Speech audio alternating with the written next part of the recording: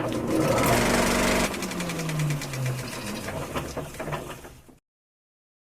Alex! What up, guys? Kyler Wilson here, and today I'm going to be talking to you, what would I call this? I guess we'll just call it Kyler's Thoughts, but it's on specifically the trials and tribulations that I've dealt with fair use. It's a big thing going on right now, so I figured that I could, throw in my 2 cents and let you all know what I've had to deal with. And I've done a video like this before, but, I'm far more educated on fair use. I've dealt with having to go through the litigation of YouTube's content ID system several dozen times, probably, in the last year, 50, 60 times. I could probably find out a whole bunch. Pretty much any time that I do a trailer trash, I get flagged for content violation, for copyright infringement, which is all BS. And so anyways, long story short, that's what this video is going to be about. Now again, this topic is kind of like sweeping YouTube right now, because as far back as I can remember, not as far back as I can remember, but one of the bigger sort of, things this happening in recent memory was from this YouTuber named Alex from I Hate Everything, and he did a review on a real low budget indie film called Cool Cat Saves the Kids, I believe. And the actual director of the film, flagged his review for copyright infringement. And so he did a whole video about how, this is what had happened, and the director was basically a giant bully from, that was sending him like really mean emails and sending him like emails impersonating people and stuff. It's crazy stuff.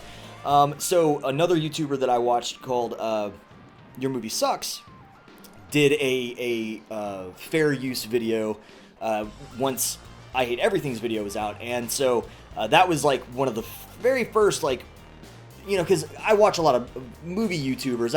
I know that it's happened elsewhere, especially in the gaming community, because that's a whole big thing on YouTube is like copyright infringement with video games, and like I think Nintendo doesn't allow you to do anything, and so on and so forth. All beside the point. I do the movie stuff, so I pay attention to what movie YouTubers have to say, generally speaking, and so this was the very first time I can remember it becoming like a big stink.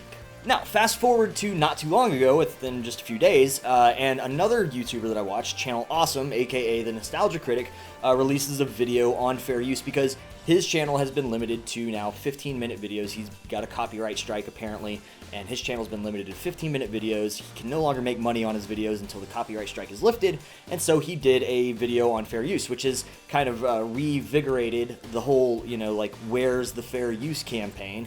And so again, this is where it, brings us to now, and then this is what the video is about. Now again, I've done videos on fair use, or a video at least on fair use before. Again, I've really grown, and with dealing with it all the time, you kind of get an idea, and I've contacted entertainment lawyers and everything else so that I, have a firm grasp of what it is, what fair use is, and what, making sure that I operate within the legal confines of copyright law. So first off, let's go through what it is, just so you know exactly, what we deal with. This is what fair use is. Fair use is, in U.S. copyright law, the doctrine that brief excerpts of copyrighted material may under certain circumstances be quoted verbatim for purposes such as criticism, news reporting, teaching, and research without the need for permission from or payment to the copyright holder. Essentially what this says is channels like ours can exist, as long as I'm using the clips and excerpts to teach,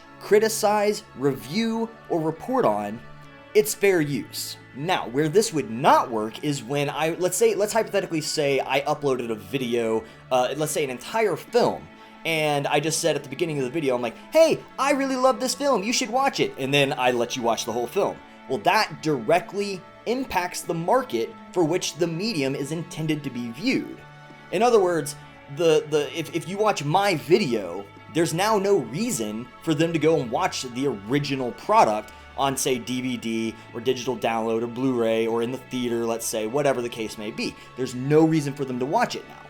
That said, if I wanted to do a scene-by-scene breakdown of an entire film, I could probably get away with it as long as I'm interjecting myself, talking about the scene by scene by scene, and informing you or teaching you or reporting on, again, in some way, shape, or form, those scenes. Now, doing an entire movie might raise some eyebrows, but you probably could make the argument you could do a scene-by-scene breakdown from beginning to end as long as you're reporting or criticizing or something along those lines. Another area where fair use is used a lot is in parody. So, for example, all the Scary Movie films, they can parody all the movies from the original horror films all they want without having legal obligation to pay or even ask permission from the original copyright holders. Now, did they? I don't know. I mean, that's irrelevant though.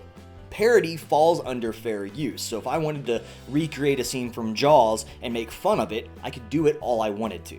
Oddly enough, fair use does not qualify in, let's say I'm doing a fan film where it's something that's supposed to be taken seriously because, so for example, the Mighty Morphin Power Rangers fan film that came out a year or year and a half, 2 years maybe ago, and that, really pissed off the copyright holder because it impacted their brand and their market. They weren't making fun of the Power Rangers movie, they were promoting it essentially in their own way, which was not okay. That did not fall under fair use. So you might be asking what the problem is. The problem is the system that YouTube has implemented, the Content ID system. There are two reasons why the Content ID system sucks a major fat one. The first of which being the fact that it's all ones and zeros to start. You're dealing with a computer that's flagging videos, and not until you get struck will you ever deal with a human being.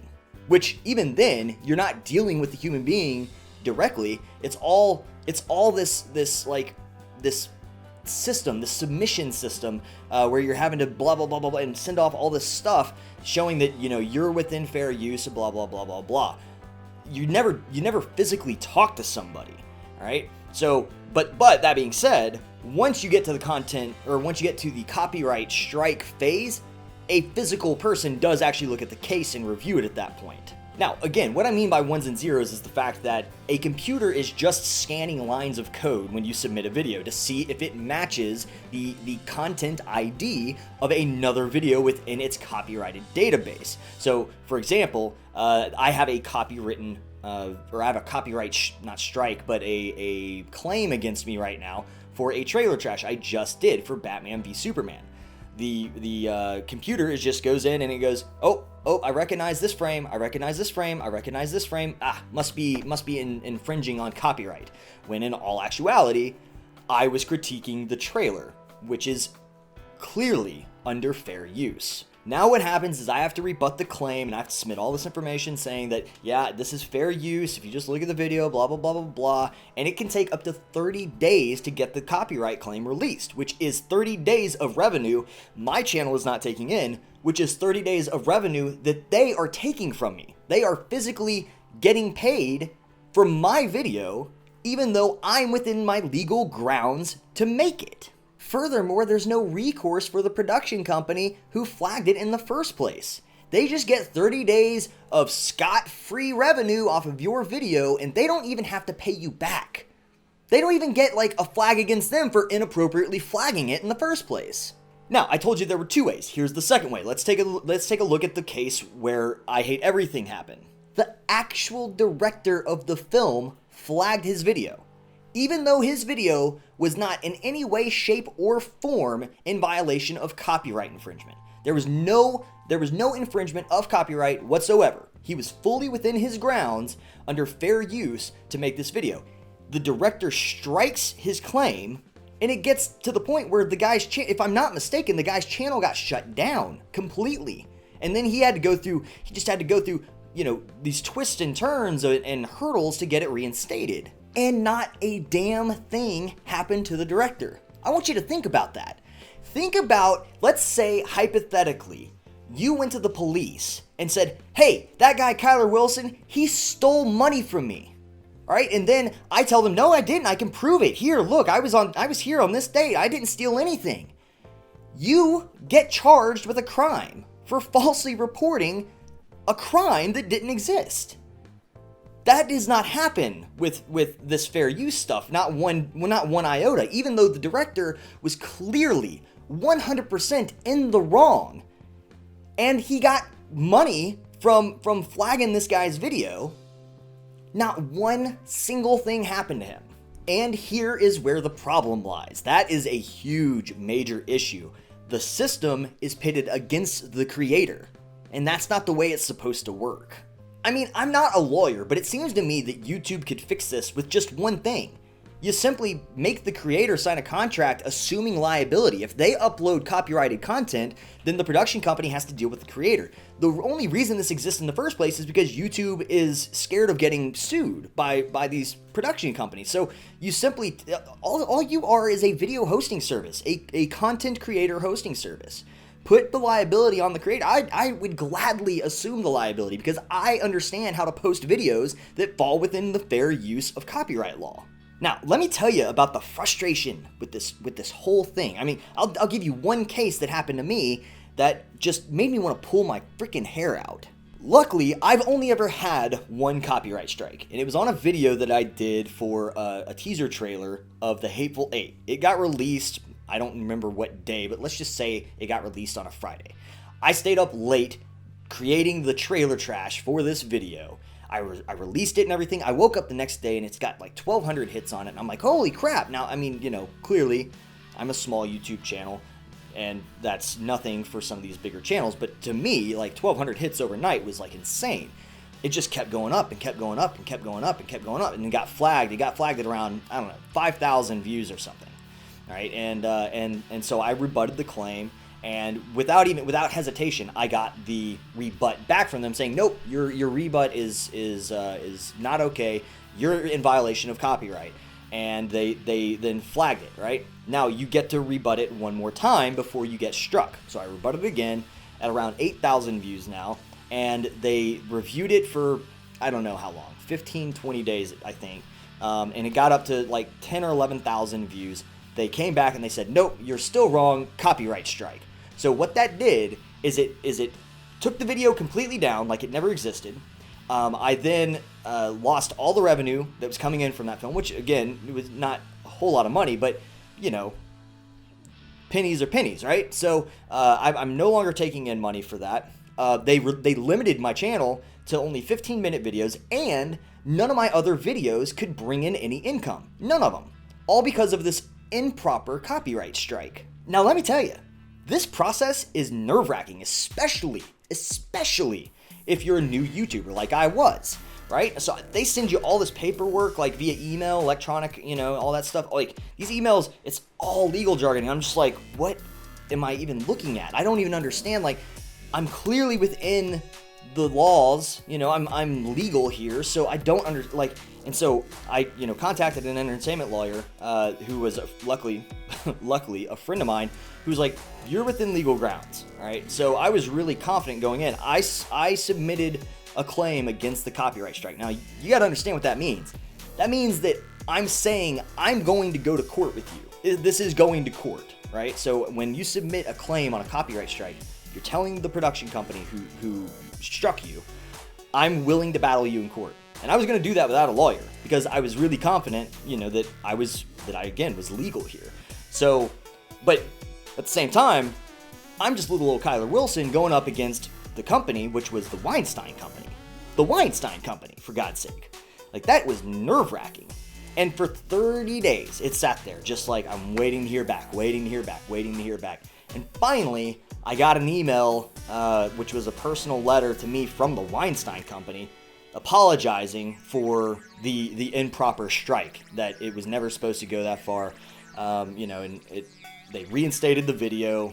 The strike got taken off the record of the channel, and I kept all the view count and all that stuff. But again, I lost revenue on that. That video went on to do from like 10 or 11,000. It went on to do like 15, 16,000 views. So who knows? If it hadn't been taken down, could have gone to 20, 30, 40, or a million, who knows? Like, maybe this channel would have blown up if they hadn't taken that video down, which again, I was in complete legal grounds to post in the first place.